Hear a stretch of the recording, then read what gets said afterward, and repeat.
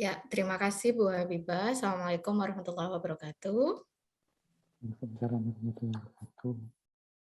Yang terhormat Ibu Rina Sari selaku Kaprodi Sastra Inggris Fakultas Humaniora UIN Maulana Malik Ibrahim.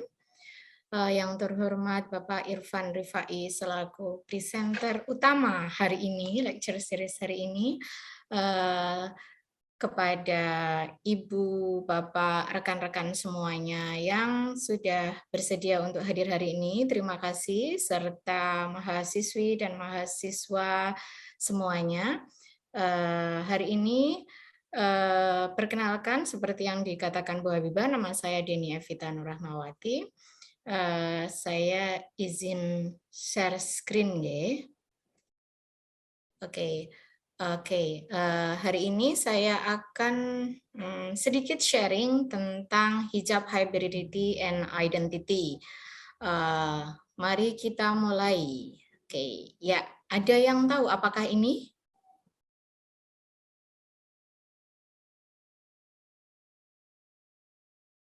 Bisa dituliskan di chat room mungkin? KTP, ya betul sekali Pak Akwin. Oke, Altaf, terima kasih. Pak Altaf atau Mas Altaf, terima kasih. KTP. Fungsinya KTP ini untuk apa ya kira-kira? Kalau kita tunjukkan atau kita diminta menunjukkan KTP ini fungsinya untuk apa? Bisa dituliskan di chat room. Identitas diri, oke, identitas. Ada lagi? Yang utama adalah menunjukkan identitas diri kita. Oke. Kemudian selanjutnya, ya ini, apakah ini? Pengenal untuk ikut vaksin. Terima kasih Pak Akwin. Tanpa KTP kita tidak bisa ya ikut vaksin, betul sekali. Selanjutnya, kalau KTP tadi berlaku kalau kita ada di Indonesia, dalam negeri. Sedangkan untuk paspor ini biasanya dipakai untuk menunjukkan identitas atau apakah hanya fotokah, identitaskah atau apa? Kalau kita di mana biasanya? Apakah berlaku di Indonesia atau juga di mana? Silahkan dituliskan paspor ini untuk menunjukkan apa dan di mana.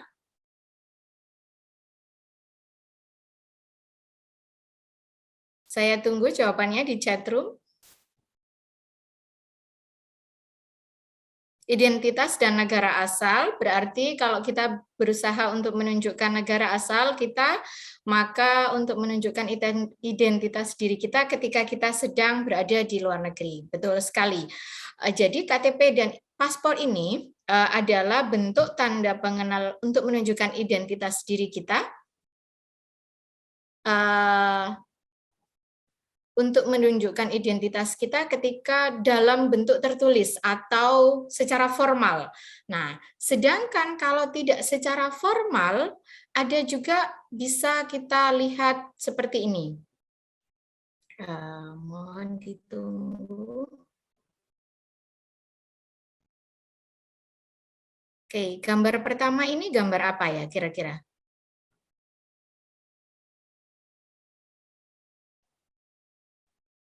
Ini gambar apa?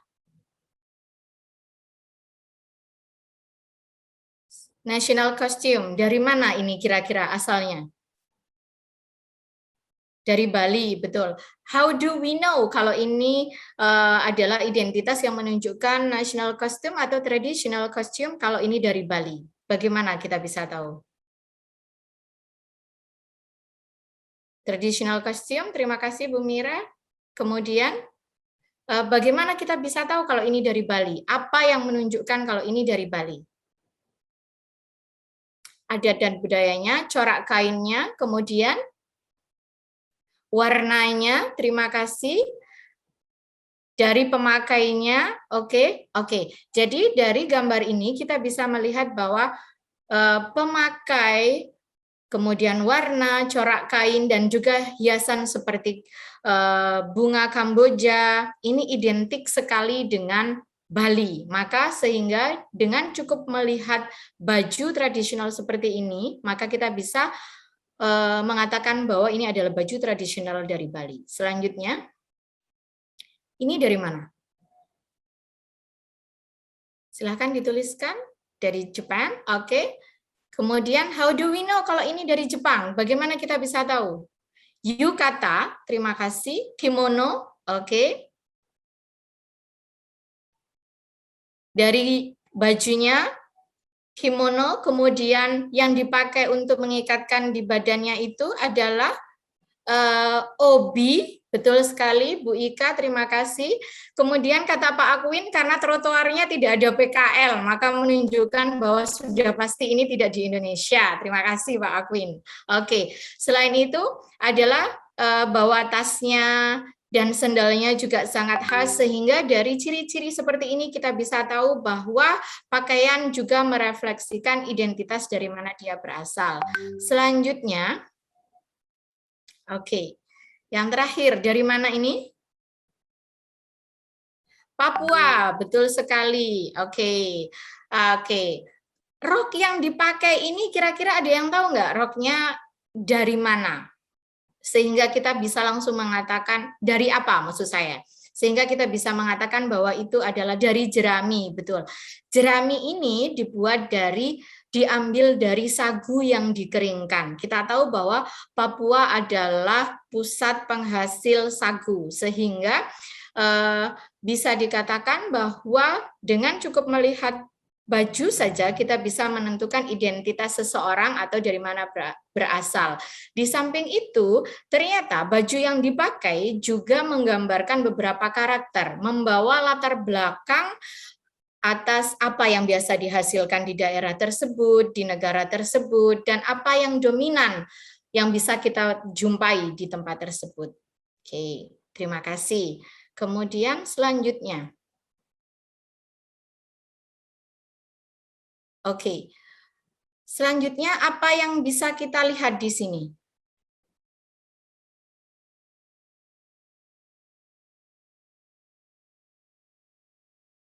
Silakan dituliskan di chat room. Kira-kira apa ini?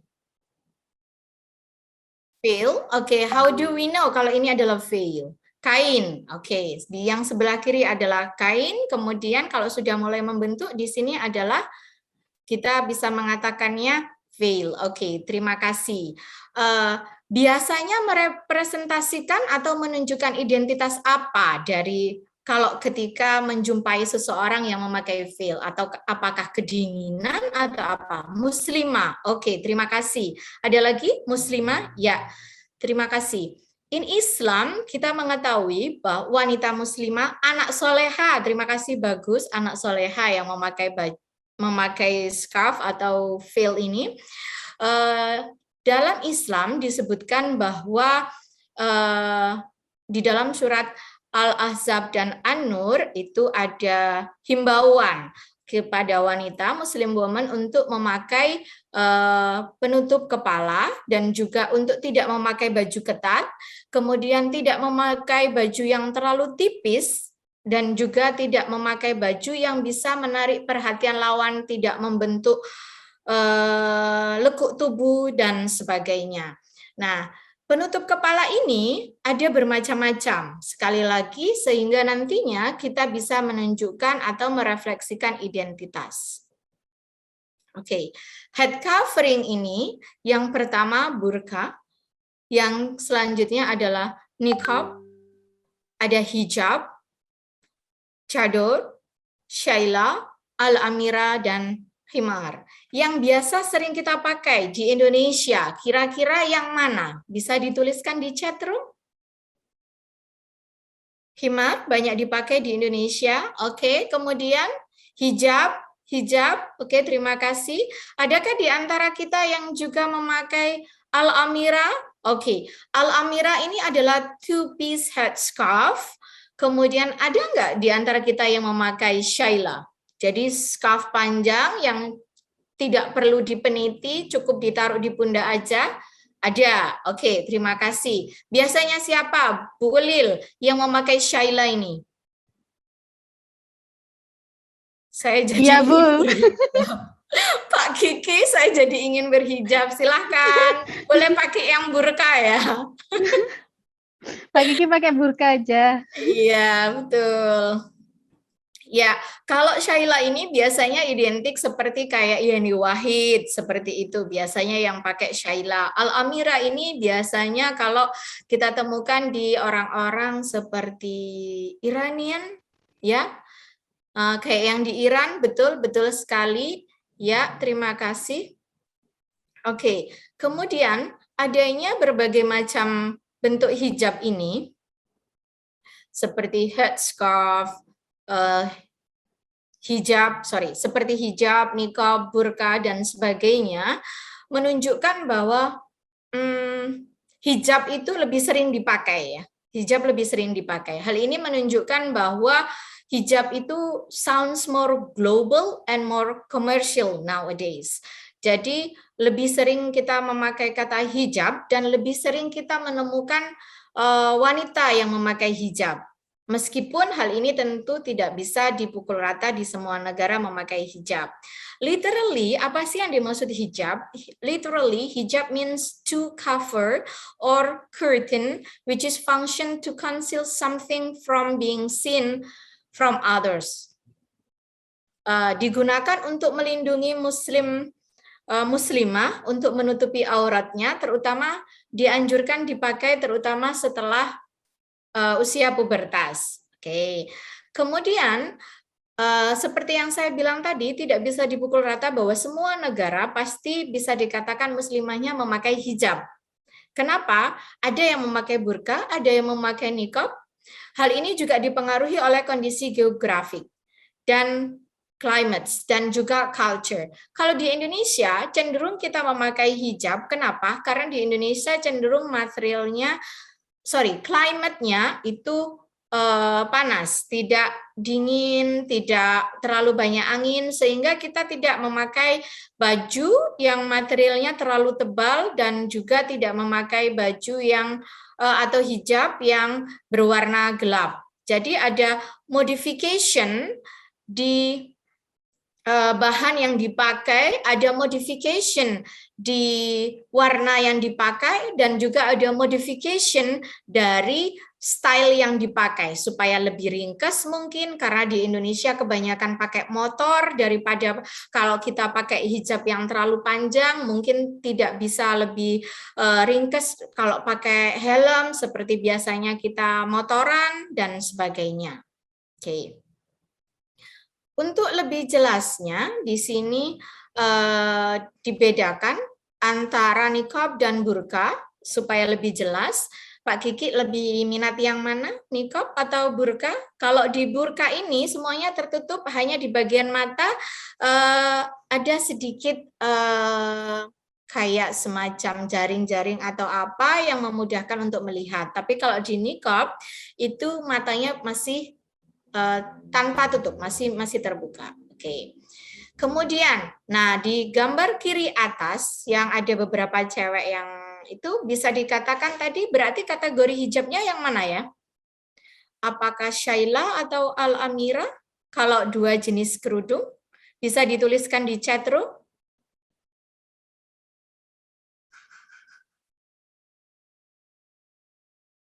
Al-Amira, oke, Al-Amira, terima kasih. Kemudian kalau yang di bawahnya, yang memakai, yang memegang kertas itu kategorinya memakai apa ya? Syaila, oke, terima kasih. Nah, dari foto tersebut kita juga bisa melihat dari wajahnya, dari background-nya pegunungan dan sebagainya, itu juga menunjukkan dari mana mereka berasal. Sehingga kita bisa mengatakan bahwa bentuk hijab itu juga dipengaruhi oleh culture-nya, latar belakang dia berasal, dan berbagai macam alasannya. Oke. Selanjutnya, gambar selanjutnya ada Dian Pelangi. Kita semua pasti tahu Dian Pelangi ini adalah fashion designer. Nah, di sini dari foto ini kita bisa tahu bahwa she wears hijab but in a modern way. Kemudian she also wears pants, celana panjang and jacket, dan latar belakangnya di sini ada berbagai macam, ada yang dia di dalam ruangan, ada yang dia sedang berada di luar negeri. Oke. Jadi kita bisa mengatakan bahwa di sini ada modification yang dilakukan oleh Dian Pelangi, bahwa hijab is not only a garment that covers head anymore, tidak hanya garment atau kain yang menutup kepala untuk menutupi aurat, tapi juga modification of fashion statement. Karena kita bisa lihat bahwa ada motif hijab berbagai macam, ada style hijab yang berbagai macam. Jadi kita bisa mengatakan bahwa the meaning of hijab seems to be shifting from religious faiths to lifestyle. Di sini bisa dikatakan seperti itu. Kemudian selanjutnya, the above sketch modification of hijab from religious garment, from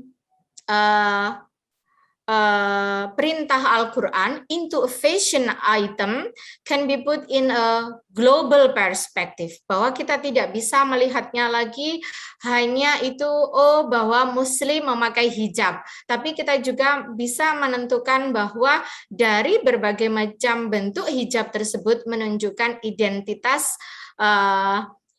yang memakainya. Nah, di sini kita bisa mengatakan bahwa ada berbagai hal yang mempengaruhi, tidak hanya Western culture, tapi juga Islamic Eastern culture, dan juga local culture.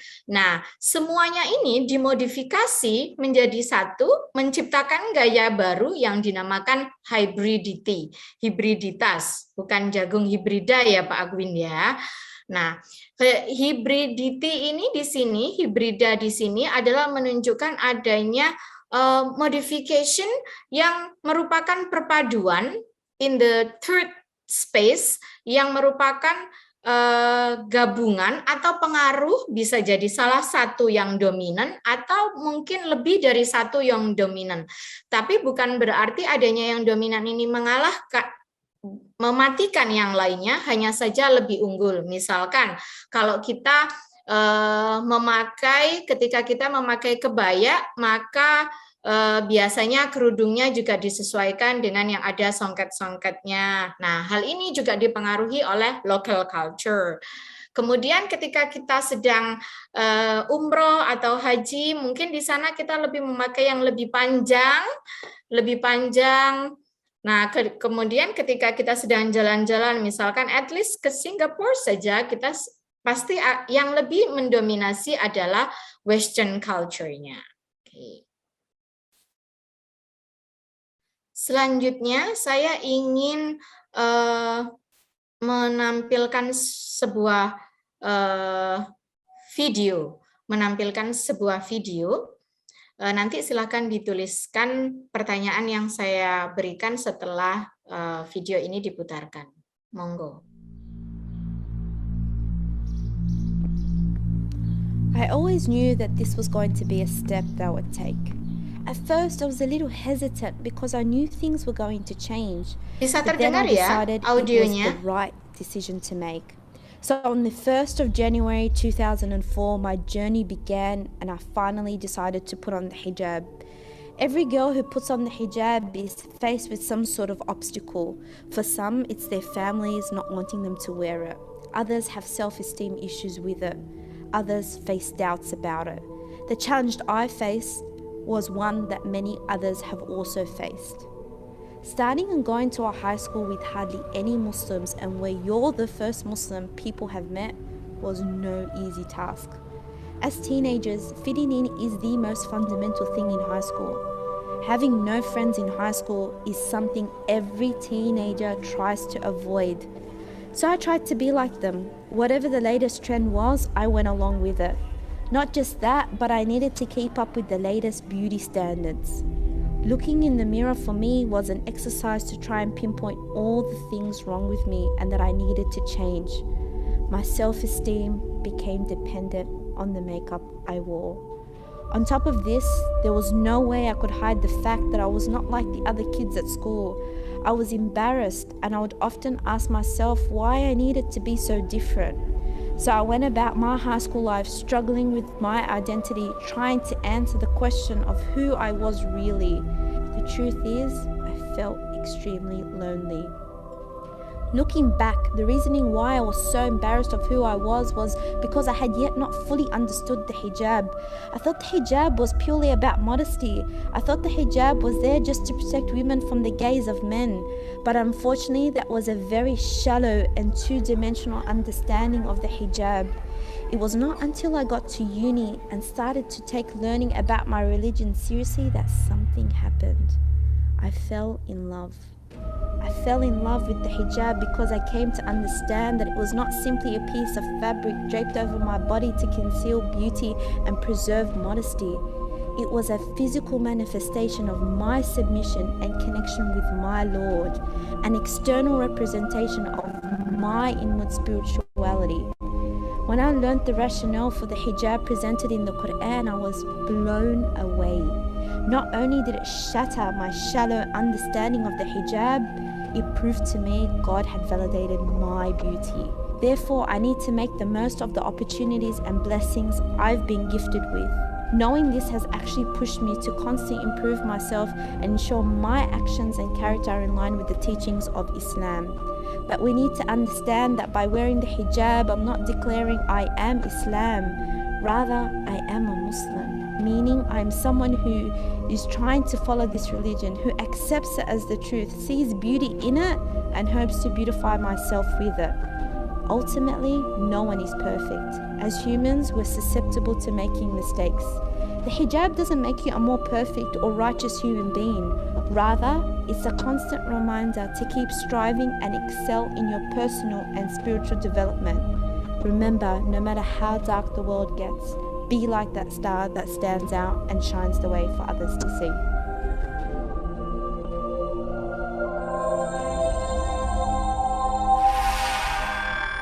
Oke, terima kasih sudah menyaksikan videonya. Silahkan dituliskan kira-kira video ini tentang hubungan antara hijab dengan apa. Bisa dituliskan di chat room, silahkan. Hijab dengan Tuhan. Selanjutnya, merefleksikan apa juga yang dia mengalami struggling. Apa yang sedang dialami, struggling dengan apanya? Saya tunggu jawabannya di chatroom. Hijab and culture dengan lingkungannya. Oke, terima kasih. Kemudian ada lagi, saya tunggu satu lagi. Hijab dengan identitasnya. Oke, terima kasih. Ya, betul semuanya. Bahwa di video tersebut menunjukkan bahwa gadis tersebut ketika mulai memakai jilbab mengalami struggling. Nah, strugglingnya ini di setiap daerah, setiap cewek pasti ada latar belakang yang membuat struggling itu berbeda-beda. Mungkin kalau di Indonesia, struggling untuk hijab tidak hanya karena kita berada di lingkungan sekitar kita, karena di sekitar kita sebagian besar beragama Islam, tapi ketika mungkin kita berada di negara lain di mana Islam itu menjadi minoritas, hal ini pasti menjadi suatu permasalahan tersendiri, atau dia struggling dengan mempertanyakan apa sih sebenarnya tujuanku memakai hijab ini. Nah, sehingga dia perlu melakukan negosiasi sehingga bisa diterima di lingkungannya, tapi juga dia bisa tetap memakai hijabnya untuk menjalankan perintah Allah. Nah, di sini hijab hybridity dilakukan oleh orang-orang yang ingin melakukan penyesuaian atau adaptasi. Jadi, tidak hanya hijab itu sebagai praktek untuk patuh terhadap agamanya, menjalankan perintah Allah, tetapi juga sebagai indikasi adanya social life, lifestyle, dan juga status. Oke, selanjutnya di sini kita bisa melihat bahwa yang semuanya bisa dirangkum menjadi adanya hubungan antara culture, hijab, yang kemudian di hybrid atau dimodify mereka melakukan adanya negotiation. Nah, negotiation ini apa yang dinegotiated? Nah, di sini mereka melakukan negotiation untuk menunjukkan atau merefleksikan secara tidak langsung menggambarkan identitasnya mereka. Karena apa? Identity that has a very close connection with appearance. Jadi ada hubungan yang sangat erat antara appearance kita yang kita nampakkan, yang kita tampilkan dengan identitas kita. Nah, appearance ini yang nantinya akan membedakan kita dengan style kita antara sesama muslim atau tentunya mana yang muslim, mana yang tidak. Kemudian, pemakaian jilbab ini juga menunjukkan, merefleksikan gimana mereka perceive self-image-nya mereka. Seperti apa sih mereka merefleksikan diri mereka ketika berada di lingkungannya mereka. For example, mereka itu sebagai, misalkan contohnya, kita sebagai mahasiswa, identitas kita sebagai mahasiswa atau mahasiswi UIN, maka seperti apa yang kita tunjukkan, look-nya kita seperti apa, appearance kita seperti apa. Kemudian kalau untuk muslimah berarti as women berarti pastinya ingin tampil lebih cantik. Itu kodrati sekali karena kita ingin cantik. Berarti hijabnya supaya menunjukkan refleksi kita, menyesuaikan di lingkungan UIN, maka kita tetap ingin tampil modis, menambahkan misalkan brosnya atau mungkin memakai hiasan yang lain di kepala. Namun tidak juga lepas dari peran kita sebagai seorang mahasiswi. Nah, berarti modelnya yang gimana? Apakah mau sporty, misalkan mengkombinasikannya dengan memakai celana, atau bagaimana, atau dengan tas yang dibawa supaya hijabnya tidak terganggu oleh pemakaian tas dan sebagainya. Nah, di sana kita melihat bahwa ada multiple identities yang harus di-resemble oleh seseorang. What does it mean to be a student? What does it mean to be a Muslim? What does it mean to be a woman? Dan semua itu adalah contents of identity. Semuanya merefleksikan identitasnya. Kemudian,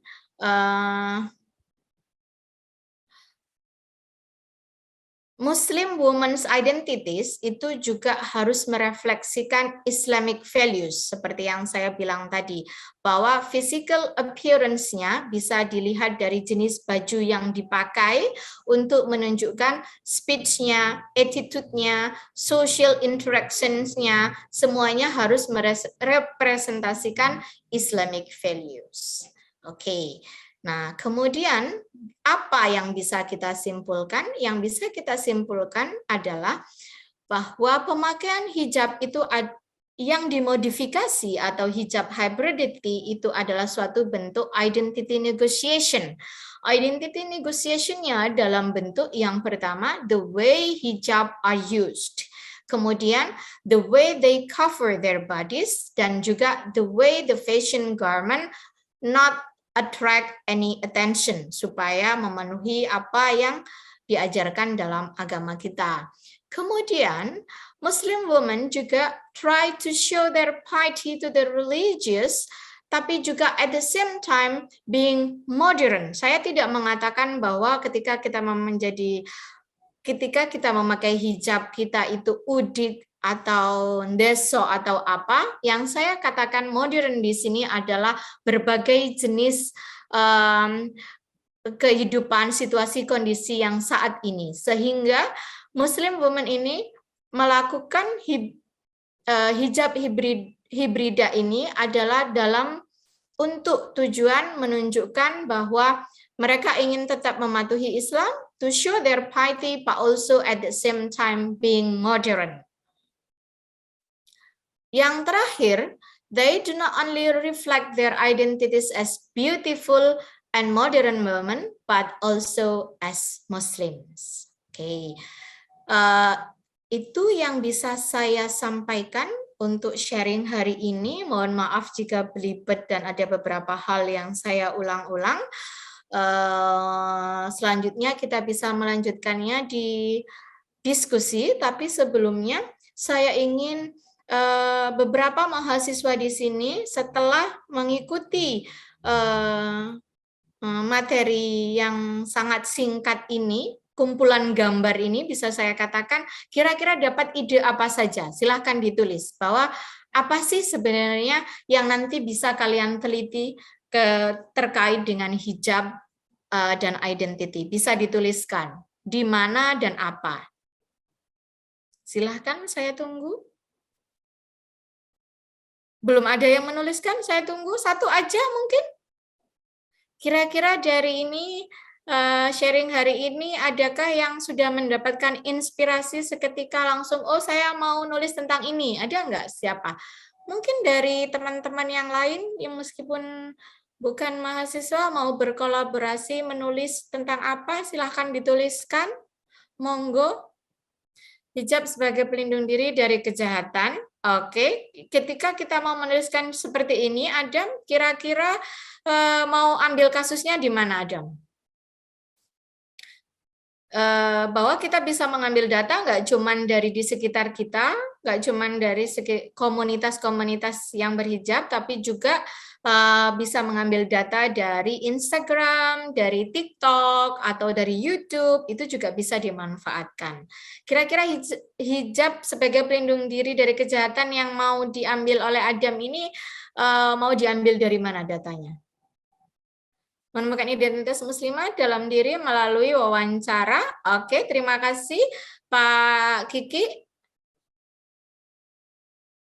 Berarti Pak Kiki bisa kita wawancara juga ya? Sebagai seorang muslimah.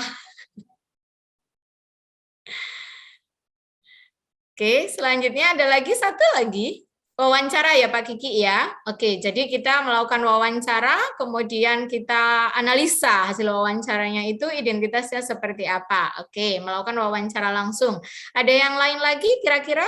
Sosial media dan pengalaman memakai hijab. Oke, terima kasih. Sekian untuk sharingnya. Nanti kita bisa lanjutkan di sharing diskusi. Dan wassalamualaikum warahmatullahi wabarakatuh.